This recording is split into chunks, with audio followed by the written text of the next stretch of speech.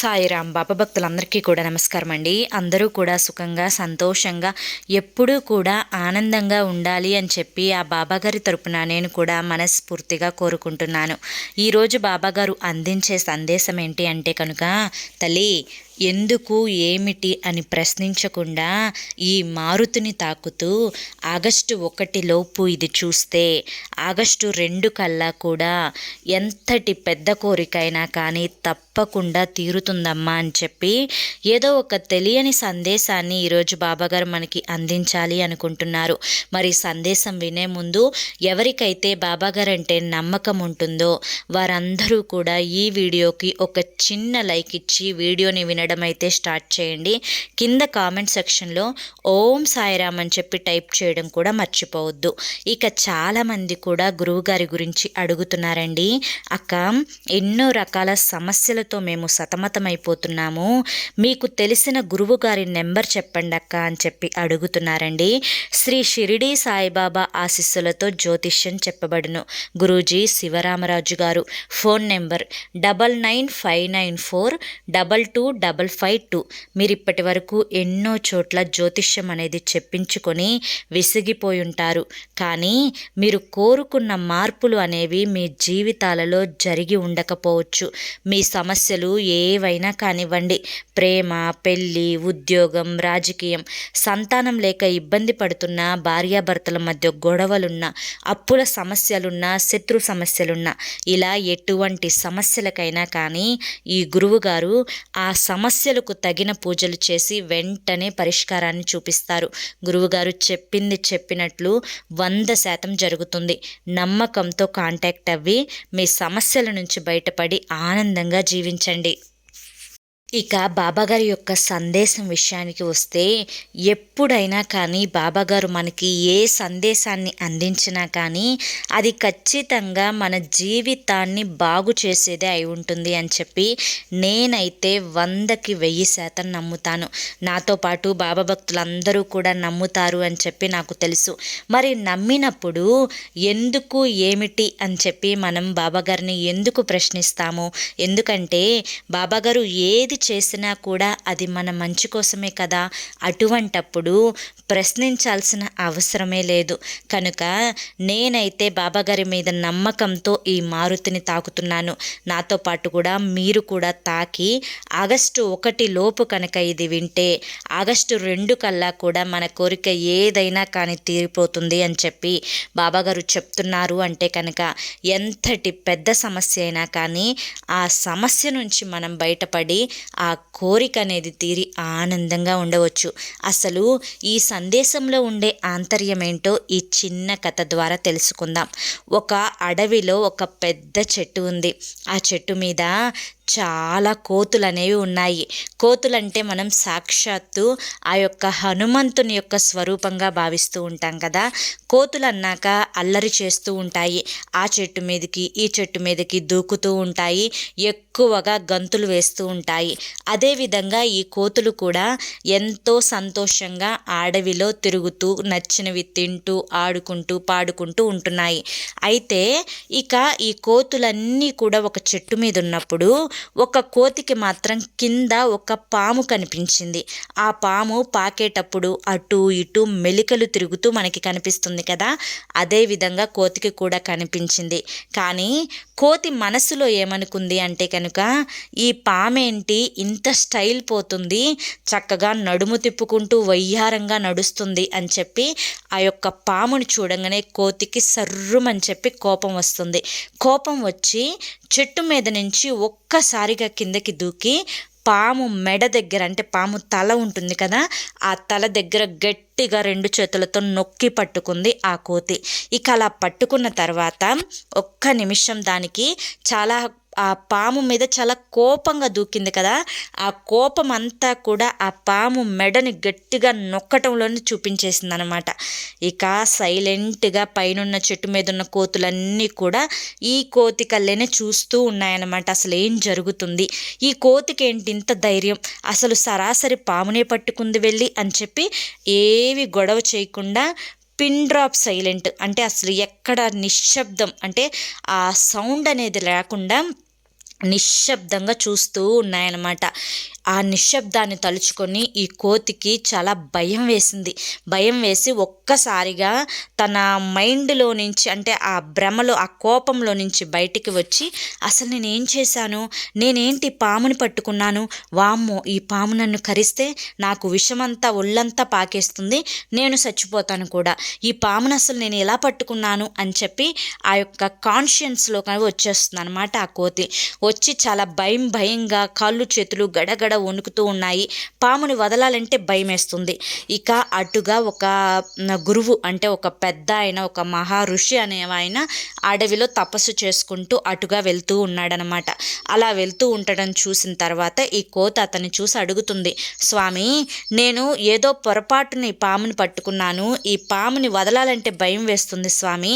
ఇప్పుడు ఈ పాముని వదిలానే అనుకో, నన్ను కాటేస్తుంది కదా, ఎలా ఇప్పుడు నన్ను రక్షించండి స్వామి అని చెప్పి ఆ యొక్క స్వామిని ఈ కోతి అడుగుతుందనమాట. అప్పుడు స్వామి, నాటకాలు ఆడమాకు కోతి, నువ్వు ఆ యొక్క పాముని ఎప్పుడో చంపేశావు. నువ్వు ఇక ధైర్యంగా ఆ పాముని కింద వదిలిపెట్టేసేసి నువ్వు చెట్టు మీదకి వెళ్ళి ఆడుకోపో అని చెప్పి ఈ యొక్క గురువు చెప్తాడనమాట. ఏంటి, నేను పాముని చంపేశానా? పాము చచ్చిపోయిందా అని చెప్పి నమ్మకం లేకపోయినా కూడా ఆ పాములో ఎటువంటి కదలికలు అనేవి లేకపోవడంతో ఇక తను చాలా ధైర్యం తెచ్చుకొని ఆ యొక్క పాముని కిందకి వదిలేస్తుందనమాట.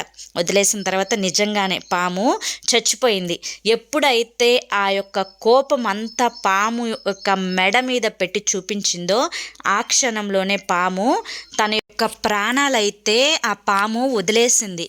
కానీ ఈ యొక్క కోతి ఎప్పుడైతే ఆ పాముని వదిలేసి నిజం తెలుసుకొని నేను పాముని చంపేశాను అనే ఒక ధైర్యాన్ని తన ఫేస్లో చూపించిందో ఆ క్షణంలోనే ఆ చెట్టు మీద ఉన్న కోతులన్నీ కూడా ఒక్కసారిగా కిందకి దిగి ఆ యొక్క పాముని పొగడటం అయితే మొదలుపెట్టాయన్నమాట. ఓ, నాకు తెలుసు, నువ్వు ఆ పాముని చంపుతావని చెప్పి నేను అనుకున్నట్లుగానే నువ్వు చంపేశావు. చాలా మంచి పని చేశావు. నీకు చాలా ధైర్యం ఎక్కువ, చాలా తెలివి ఎక్కువ, చాలా అంటే చాలా చాకచక్యంతో నువ్వు ఆ పాముని చంపేశావు. ఎంతైనా నువ్వు గ్రేట్, నువ్వు ఇది, నువ్వు అది, నువ్వు పెద్ద తోపు అని చెప్పి ఆ యొక్క కోతిని పొగడడం అయితే మొదలుపెట్టాయన్నమాట. అయితే ఇక్కడితో మనకి కథ అనేది పూర్తిగా ముగుస్తుంది. అయితే ఇక్కడి నుంచి బాబాగారు మనకి చెప్పాలి అనుకుంటున్న సందేశం ఏంటో, ఆ ఆంతర్యం ఏంటో మనకి ఇక్కడి నుంచి తెలుస్తుంది. బిడ్డ, ఎప్పుడైతే కోతి పాముని చంపింది అని చెప్పి తెలిసిందో ఆ క్షణంలోనే మిగతా పాముల, అంటే మిగతా కోతులన్నీ కూడా కిందకి దిగి ఈ కోతి గ్రేట్, ఈ కోతి చాలా ధైర్యవంతురాలు అని చెప్పి పొగడడం మొదలుపెట్టాయి. అంటే ఆ కోతి అంతకు ముందు పాము బ్రతికే ఉంది అని చెప్పి అనుకొని తనకి చాలా భయంగా ఉన్నప్పుడు ఆ క్షణంలో తన చేతులు కాళ్ళు గడగడ వణికిపోతున్నప్పుడు అంటే ఈ పైన నుంచి చూస్తున్న కోతులన్నీ కూడా కిందకి దిగి, నీకేం కాదు, నువ్వు భయపడకు, నువ్వు టెన్షన్ పడకు, ఆ యొక్క పాము నేనేం చేయలేదు, నీకేదన్నా అయితే వెనకాల మేమున్నాం కదా నీకు సపోర్ట్ చేయడానికి అని చెప్పి ఏ కోతి కూడా ఈ కోతి భయపడుతున్న క్షణంలో వచ్చి ధైర్యాన్ని ఇవ్వలేదు. ఎప్పుడైతే ఈ యొక్క కోతి ఆ పాముని చంపేసిందో ఆ క్షణంలో ఆ పాముని వదిలిపెట్టిన తర్వాత పాము చచ్చిపోయింది అని చెప్పి తెలుసుకున్న మిగతా కోతులన్నీ కూడా ఈ కోతిని పొగడడం మొదలుపెట్టాయి. అదే ఆ పాము నిజంగా బ్రతికి ఉండి ఈ యొక్క కోతిని కనుక వదిలిపెట్టిన మరుక్షణంలో ఆ పాము కనుక కాటేసి ఉంటే ఆ చెట్టు మీద ఇప్పుడు ఎప్పుడైతే నువ్వు తోపు, నువ్వు గ్రేటు అని చెప్పి పొగిడిన కోతులు ఉన్నాయో అవే కోతులు ఈ కోతికి చాలా మంచి పని అయింది, అయినా అంత పొగరెందుకు, అసలు పాము జోలి మనం వెళ్ళటం తప్పు కదా, ఆ పాము కాటేస్తే చచ్చిపోతామని చెప్పి తెలిసి కూడా ఇది ఆగక చెట్టు మీద నుంచి దూకి మరి ఆ పాముని పట్టుకుంది. తప్పంతా ఈ కోతిదే అని చెప్పి నిందించాయి. చచ్చినా నిందించాయి, ధైర్యంగా నుంచుంటే క్లాప్స్ కొట్టాయి భయపడుతున్నప్పుడు ఎవ్వరూ కూడా రావన్నమాట. అంటే ఈ కథ ద్వారా నువ్వు తెలుసుకోవాల్సిన నీతి ఏంటి అంటే కనుక, బిడ్డ, నువ్వు ఏదన్నా సాధించినప్పుడు నలుగురు నీ పక్కన ఉండి శభాష్ అని చెప్పి నిన్ను పొగుడుతారు. నువ్వు భయంతో, కష్టాలతో, ఆందోళనతో ఉన్నప్పుడు నీకు తోడుగా నీ వెన్నంటే ఎవ్వరూ కూడా ఉండరు. అదే నువ్వు ఏదన్నా ఆ సహాయం అడిగినప్పుడు, ఆ సహాయాన్ని వారి నుంచి నువ్వు కోరుకున్నప్పుడు ఎవ్వరూ కూడా నీకు చేయటానికి ముందుండరు. నువ్వు ఏదన్నా తప్పు చేసినప్పుడు నిన్ను నిందించడానికి అదే జనం ముందుంటారు. బిడ్డ, ఈ జనం గురించి, ఈ యొక్క తెలివితేటలు అంటే ఆ జనాలు నీ మీద చూపించే తెలివితేటలు ఊసర వెళ్ళి రంగు మార్చినట్లుగా ఆ యొక్క జనాలు నీ యొక్క స్థితిగతి పరిస్థితులను బట్టి వారి యొక్క తెలివితేటలను నీ దగ్గరకు వచ్చి ప్రదర్శిస్తూ ఉంటారు. అసలు ఏది మంచి, ఏది చెడు అని చెప్పి నీకు పూర్తిగా తెలుసు. ఎవరు ఎటువంటి వారో కూడా నీకు పూర్తిగా తెలుసు. అటువంటి వారి గురించి ఏ క్షణం కూడా నువ్వు ఆలోచించాల్సిన అవసరమే లేదు. నీ కోసం, నీ కడుపున పుట్టిన పిల్లల కోసం, నీ భర్త కోసం లేదా నీ భార్య కోసం, నీ యొక్క సంసారాన్ని బాగు చేసుకోవడం కోసం వీటి గురించి మాత్రమే నీ యొక్క ఆలోచనలు ఉండాలి. నీ యొక్క సంతోషం అనేది నీలోనే ఉంటుంది తల్లి. ఆ సంతోషాన్ని నీకు నువ్వు ఎలా గుర్తించుకోవాలో కూడా నీకు తెలుసు. నీ యొక్క కష్టాన్ని నీకు నువ్వు ఎలా తెచ్చుకొని బాధపడుతున్నావో నీ యొక్క సంతోషం కూడా నీ చేతుల్లోనే ఉంటుంది. కనుక ఎదుటివారు నీ గురించి ఏమనుకుంటున్నారు, ఎదుటివారు నిన్ను మెచ్చుకుంటున్నారా, తిట్టుకుంటున్నారా, ఎదుటివారు నిన్ను పొగడాలి అని చెప్పి చూడడం, ఎదుటి వారి యొక్క క్లాప్స్ కోసం ఎదురు చూస్తూ ఉండడం, ఇవి ఏవి కూడా నీ జీవితంలో అవసరమే లేదు. అవసరానికి ఎవ్వరూ నీ దగ్గరికి రారు. ఆపదలో ఉన్నప్పుడు ఎవ్వరూ నిన్ను ఆదుకోరు. అదే జనం నువ్వు ఏదైనా సాధించినప్పుడు మేము మీ వాళ్ళము అని చెప్పి నీ పక్కన వచ్చి నుంచుంటారు. అదే జనం నువ్వేదైనా తప్పు చేసినప్పుడు వాడు మావాడు కాదు, పరాయి వాడు అని చెప్పి చెప్తారు. వారి కోసం నీ యొక్క సమయాన్ని, నీ యొక్క ఆరోగ్యాన్ని, నీ యొక్క మైండ్ సెట్ని వేటిని కూడా వాడాల్సిన అవసరమే లేదు. ఈ యొక్క జీవితం నీది. నీకు నచ్చినట్లుగా నువ్వు బ్రతకాలి. కనుక ఎవరి కోసము నువ్వు భయపడాల్సిన అవసరం లేదు. మొదట నీ నుంచి నువ్వు దూరం చేసుకోవాల్సింది ఏదన్నా ఉంది అంటే కనుక అది కేవలం నీ యొక్క భయం, నీ యొక్క మొహమాటం, నీ యొక్క చేతగానితనం. వీటన్నింటినీ కూడా నువ్వు దూరం చేసుకొని నీ దగ్గర చాలా తెలివితేటలు అనేవి దాచుకొని ఉంచుకున్నావు కదా తల్లి. అవి ఒక్కొక్కటిగా తీసి వాటిని ఎలా వాడుకుంటే నువ్వు జీవితంలో ఒక గొప్ప స్థాయిలో నువ్వు ఎదగగలుగుతావు అని చెప్పి ఆలోచించుకొని ఒక్కొక్కటిగా దాన్ని తీసే ప్రయత్నం చెయ్యి. అవి నీ జీవితానికి, నీ ఎదుగుదలకు ఉపయోగపడే ప్రధానమైన మెట్లు. ఆ మెట్లను ఎక్కుతూ ఎదుటి వారు నిన్ను ఇప్పటి వరకు హేళన చేసి ఉంటే ఆ హేళన చేసిన నోటితోనే నిన్ను శభాష్ అని చెప్పి మెచ్చుకోవడం కోసం కూడా నువ్వు ఎదురు చూడాల్సిన అవసరం లేదు. ఎందుకంటే నువ్వు బాధపడితే ఆ నొప్పి నీకే తెలుస్తుంది. నువ్వు సంతోషపడితే ఆనందం కూడా నీకే తెలుస్తుంది. ఇప్పుడు నీ ఎదురుగా శభాష్ అని చెప్పి చాటుగా వెళ్ళి నీ మీద పడి ఏడ్చే జనం మధ్యలో బ్రతుకుతున్నావు నువ్వు. కనుక వారి యొక్క సంతోషం కోసం, వారి యొక్క చప్పట్ల కోసం, వారు నిన్ను మెచ్చుకోవడం కోసం ఏది కూడా అవసరం లేదు తల్లి. నీ కోసం నువ్వు బ్రతుకు. అదే నీకు చాలా అంటే చాలా ముఖ్యం అని చెప్పి గుర్తుంచుకో. ఇక నన్ను ఎందుకు, ఏమిటి, ఎందుకు బాబా ఇదంతా చెప్తున్నావు మాకు అని చెప్పి అనకు. ఆగస్టు 1 లోపు ఇది నువ్వు వింటే కనుక ఆగస్టు 1 నుంచి నేను చెప్పినట్లుగా నువ్వు నడిచే ప్రయత్నం చెయ్యి.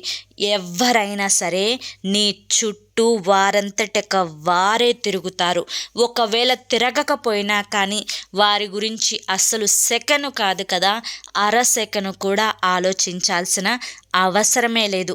నువ్వు ఆలోచించినా కూడా నీకు కష్టంలో వారు తోడుగా ఉండరు కదా తల్లి. ఈ యొక్క జీవితంలో నీ కష్టం నువ్వే పడాలి, నీ నష్టం నువ్వే పూడ్చుకోవాలి, నీ యొక్క సంతోషాన్ని నువ్వే అనుభవించాలి. కనుక నువ్వు ఏ కష్టం ఇప్పటి వరకు నిన్ను ఇబ్బంది పెట్టిందో, నీ యొక్క ప్రతి కష్టం నేర్పించిన అనుభవాల పాఠాలను నువ్వు ఆధారంగా చేసుకొని ఆ యొక్క అనుభవాలనే నీ యొక్క ఎదుగుదలకు ఒక్కొక్క మెట్టుగా వాడుకొని ఒక గొప్ప స్థాయిలో ఎదిగే సత్తా అనేది నీలో ఉంది. కనుక ఇప్పటి వరకు ఎవరైతే నా వాళ్ళు అని చెప్పి వారు నీ వాళ్ళు కాదని తెలిసినా కూడా వారి కోసం నువ్వు మనసులో తాపత్రయపడుతూ ఉన్నావు, వారి మాటల కోసం ఎదురు చూస్తూ ఉన్నావు, వారి యొక్క గౌరవాన్ని నీ మీద చూపించడం లేదే అని చెప్పి కృంగిపోతూ ఉన్నావు.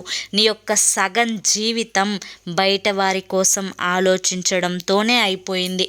నీ యొక్క సగం జీవితం ఎదుటి వారి యొక్క భయంతోనే ముగిసిపోయింది. ఇక ఇప్పటి నుంచైనా కానీ మేలుకొని అసలు నువ్వేంటి, నీ జీవితం ఏంటి అని చెప్పి తెలుసుకొని దానికి తగ్గట్లుగా నీ జీవితాన్ని, నీ యొక్క ఆనందానికి తగ్గట్లుగా నువ్వు ఏర్పాటు చేసుకొని సంతోషంగా ఉండే ప్రయత్నం చెయ్యి. ఇక ఈ కష్టాలు, కన్నీరు, బాధలు, నష్టాలు ఇవన్నీ కూడా వాటంతటక అవే ఒక్కొక్కటిగా వెళ్ళిపోతూ ఉంటాయమ్మా. ఏడ్చే వాళ్ళని ఉంటే ఏడ్పించే సమాజంలో నువ్వు బ్రతుకుతున్నావు. నువ్వు భయపెడుతుంటే నీ నుంచి భయాన్ని ఎవ్వరూ కూడా దూరం చేయరు. ఎందుకంటే నువ్వు భయపడుతూ ఉంటే ఇంకాస్త భయపెట్టాలని చూసే జనమే కానీ నీ యొక్క భయాన్ని దూరం చేసి నీ వెన్నంటే మేమున్నాము అని చెప్పి ధైర్యాన్ని చెప్పేవారెవ్వరూ కూడా నీకు లేరు.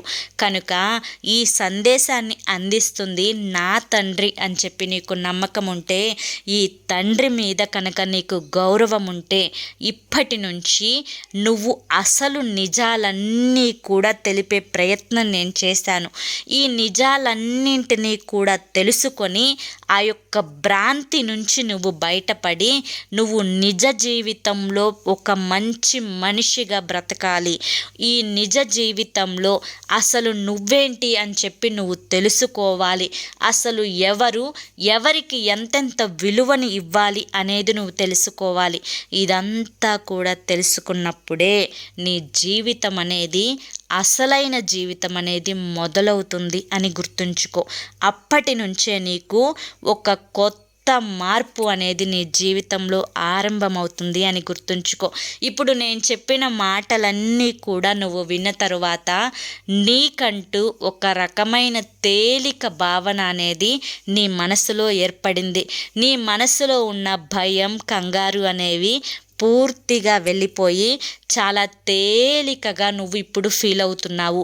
ఈ తేలికగా ఫీల్ అయినప్పుడు నువ్వు చాలా సంతోషంగా ఉన్నావు కదా తల్లి. ఈ సంతోషాన్ని జీవితాంతం కూడా నీకు తోడుగా ఉంచాలనే నా ఈ చిన్న ప్రయత్నం అని చెప్పి ఈరోజు బాబాగారు మనకి చాలా చక్కటి సందేశాన్ని అందించారండి. ఈ సందేశం అర్థం చేసుకుంటే ఇందులో చాలా అద్భుతమైన ఆంతర్యమేమి ఉంది. మరి ఈ ఆంతర్యం అనేది మీకు నచ్చింది అనుకుంటున్నాను. నచ్చింది అనిపిస్తే చూసి వెళ్ళే వాళ్ళు తప్పకుండా ఒక చిన్న లైక్ ఇవ్వండి ఫ్రెండ్స్. మొదటిసారి సాయి పిలుపు ఛానల్లోకి వచ్చినట్లయితే కనుక సబ్స్క్రైబ్ చేసుకుని సపోర్ట్ చేయండి. మరి రేపు మరొక మంచి సందేశంతో తప్పకుండా కలుసుకుందాం. అంతవరకు కూడా బాబా ఆశీస్సులు మీపై ఉండాలి అని చెప్పి మనస్ఫూర్తిగా కోరుకుంటూ సర్వే జన సుఖినో భవంతు. ఓం సాయిరామ్.